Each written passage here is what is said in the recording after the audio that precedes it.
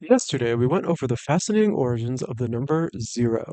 Zero first appeared in ancient Babylon as a digit placeholder, meaning that they would use the zero symbol to indicate a number like 105, 105.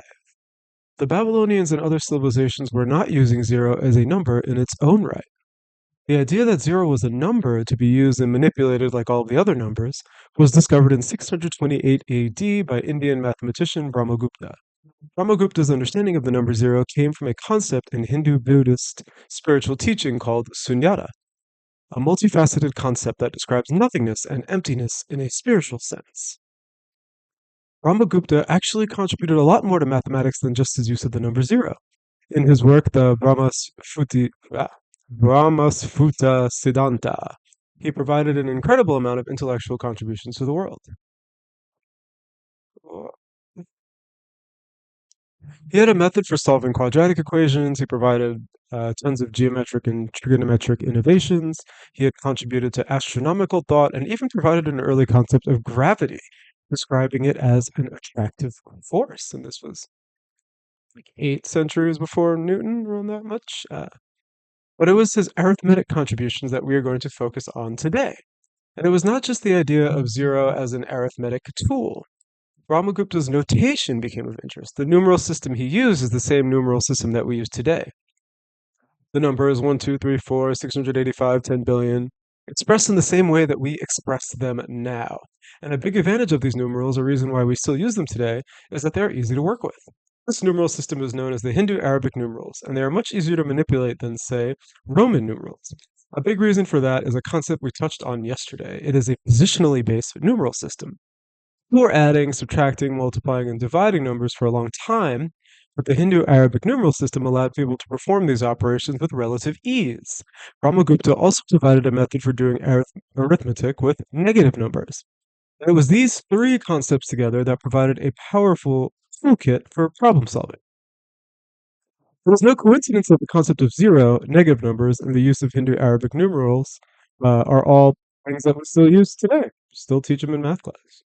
The numeral system, though devised in India, is called the Hindu-Arabic numeral system. And the reason for that is that Brahmagupta's work was painstakingly translated by Arabic scholars, most famously Al-Khwarizmi, one of the most famous Arabic mathematicians who we've discussed weeks ago on this channel. Al-Khwarizmi's mathematical text eventually got translated to Latin and spread to Europe. This was centuries later, though. Brahmagupta's work came out in the 7th century, but didn't really make it to Europe via the Arab scholars until the 13th century. And the Hindu-Arabic numeral system did eventually win the day in Europe and became, the globally adopted notation that we use today. But initially it was met with great friction. Part of the issue was that there were religious tensions. This was the time of the Christian Crusades. Ideas coming from Islamic origins were to be met with great skepticism. But even more problematic than the religious tension and the xenophobia was the cold, hard facts.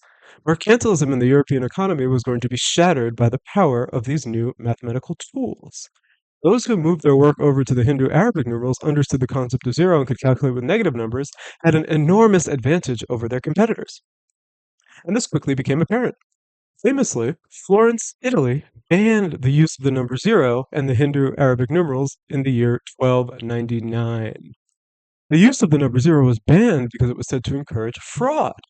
But the truth was that the merchants who refused to adopt the new numeral system were falling behind due to their inferior accounting abilities.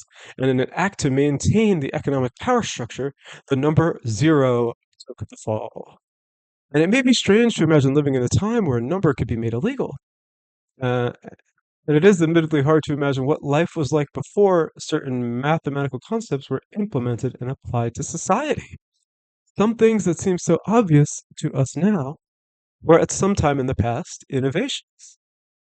And in tomorrow's video, we will discuss how zero, the negatives, and the Arabic numerals changed accounting in Europe in medieval times. All right, that's all for today. I'll see you tomorrow.